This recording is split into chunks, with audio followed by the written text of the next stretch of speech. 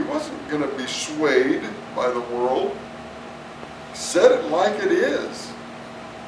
Calling the religious people whitewashed tombs full of dead men's bones.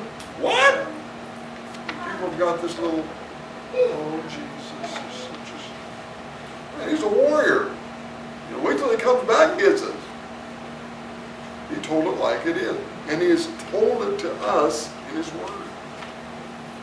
He's not looking for some drone pansies to go out and, you know, sell pencils at the airport and, oh bless you, bless you. He's looking for people that will make a firm stand for righteousness.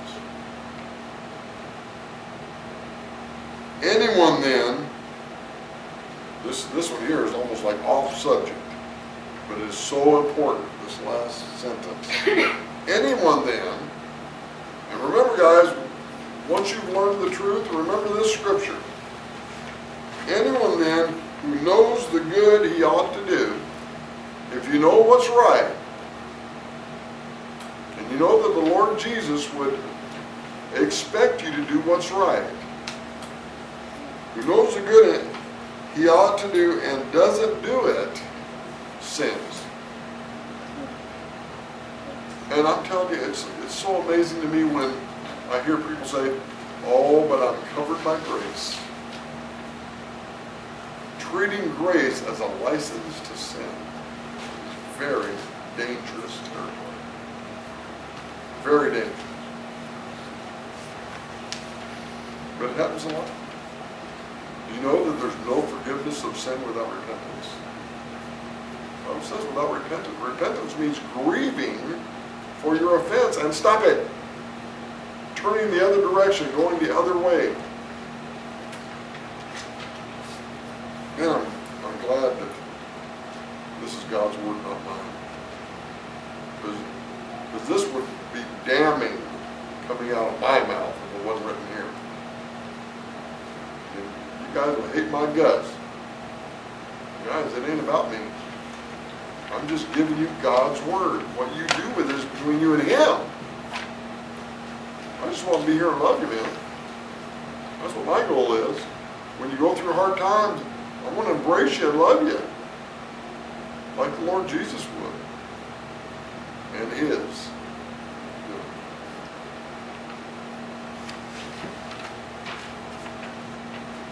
That concludes James chapter 4. Are you starting to understand now the importance in my life of the book of James?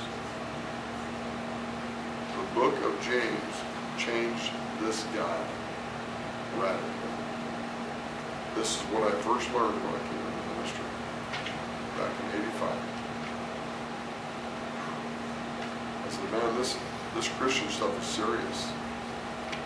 And my first questions were, guys, is how can this church stand for that? Is the book of James not in their Bible? How can this be?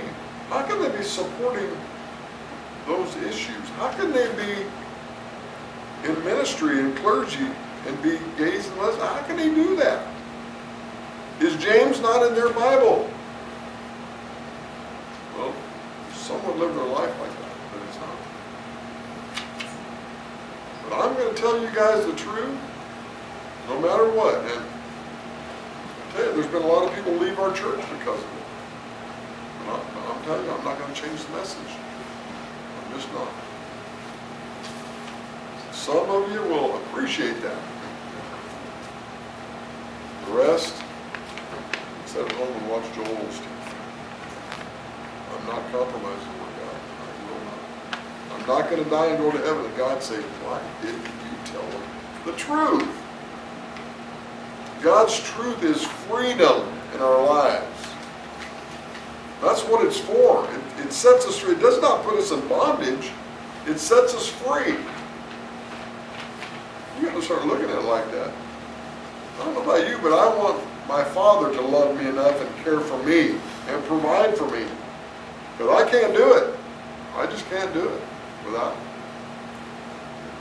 And to me, that's very exciting news to know He loves us that much. So it would be good, guys, if you go home and read James 5. Get ready for next week. Fire some questions on me. Amen or oh me? Anybody want spaghetti? Oh, I'm telling you, put a tarp down around me. I'm going to get messy over there, man. Awesome. Let's pray. Father, we thank you for who you are. God, we're so blessed that you have written your instructions to us, what you expect of us in the Bible for us, Lord. And woe to the person, the government, or anybody else that would seek to negate your word or even remove your word from our households. God, we know that you will intervene at that point. We thank you for that. Father, as we're about to receive our offering, God, we know that what we do here is impossible.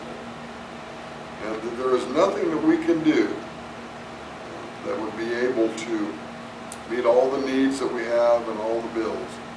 But God, we put our trust in you. And so, Father, we ask that you would continue to multiply every week like you do our offerings, what we have to give. Thank you for that, Father. Bless everyone who can and cannot give. Lord, I pray that for those who put you first, that you will heap blessings on them beyond what they could even imagine. And I thank you that you're already doing that right here in our midst. And also, Father, as we're getting ready to eat together and laugh together and fellowship together, Lord, I pray for sweet fellowship. Lord, that we would learn to love each other more every Sunday, God. And that we would really care about what happens to each other. Lord, we would put you first in that. I thank you for that, Father. May our food give us health and strength. In Jesus' name, amen. Woohoo! I hate to be the bearer of good news.